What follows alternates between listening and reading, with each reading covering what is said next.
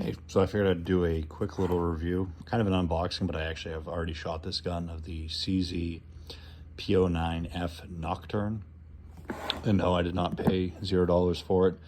I shot this from Grab a Gun. It came out to $4.50 because I had a $20 off coupon. And it was the lowest price round. So it was $4.50 shipped to my local FFL, and I don't pay a transfer fee for a membership there. So $4.50 all in for this.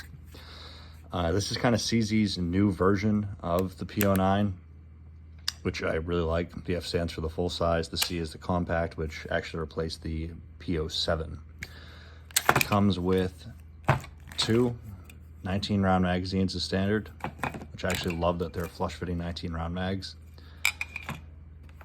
You got this little goodie bag, which actually has a dummy round in it, and then those little fluorescent green looking things are the backing for the dummy round. Then you get a couple of Allen keys. You get your little bore brush, extra grips. So it does come with 3 grips. I believe the one that comes from the factory is the medium size grip. I don't have massive hands, I don't have tiny hands, so the medium grip actually feels pretty good to me. I might size it down just because I do like to get the little bit more choke up, and I'm used to the very small compact guns for concealed carry. That's kind of primarily what I shoot in. Here is your safety. It comes standard with the decocker on it. I actually much prefer the decocker, especially on this thing. The trigger pull is quite heavy, so I gotta give that as my only negative. Positives on the plus side first. I think this gun looks awesome. It is optics ready, so that is new for the P09. It has the front rail on it.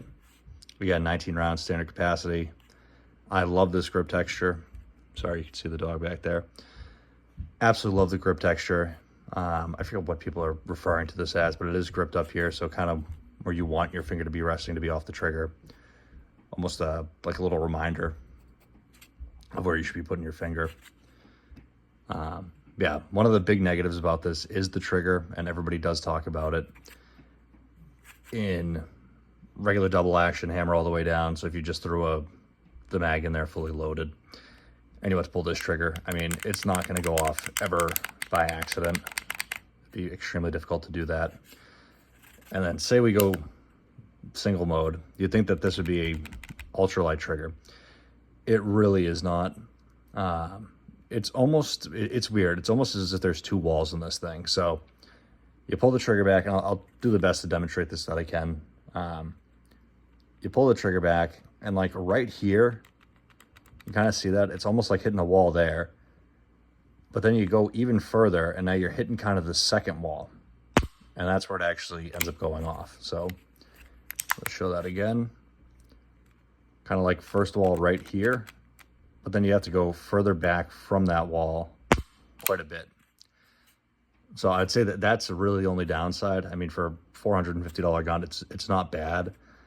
I think the trigger's on par with like an M&P 2.0.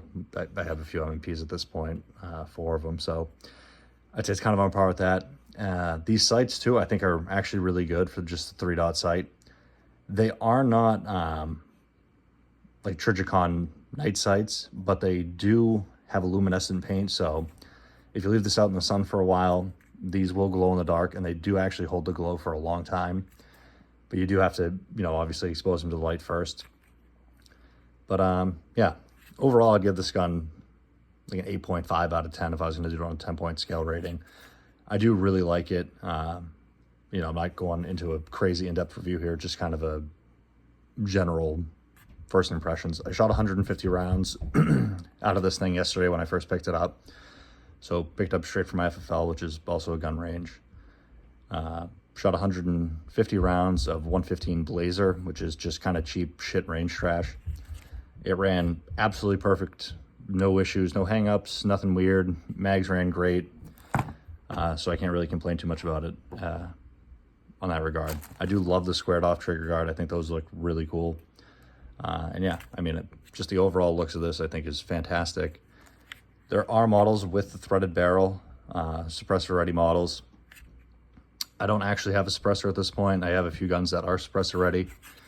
You can buy the barrels separately for like $150 or so. And on Grab a Gun, the suppressor ready was not on sale, so I think it came out to closer to $600 mark, somewhere around there, maybe $560, $580, $600, somewhere in that ballpark. But if that is something that you're considering, yeah, you can just go with the suppressor ready, but I don't fully have a need for it right now. But yeah, that's it. Just a quick general overview of this thing. Sorry for the shitty video quality. Just filmed this on an iPhone. Hope you like it, and have a great day.